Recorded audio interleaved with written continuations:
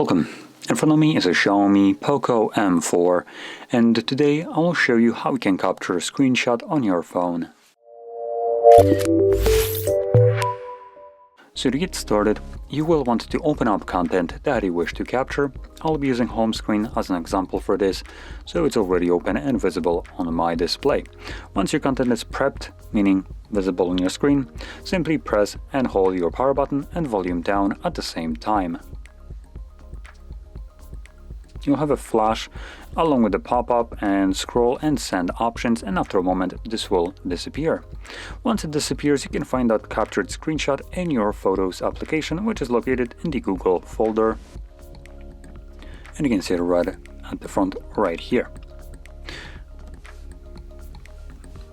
Now unfortunately Xiaomi saves the screenshots and apparently screen recordings in the camera application, so if you're going to be looking for those down the line, you might just need to fiddle through massive amounts of just screenshots, screen recordings, photos, videos that you've captured with the device, because they will all be mixed up together. So just wanted to point that out. But in any case, if you found this video helpful, don't forget to hit like, subscribe, and thanks for watching.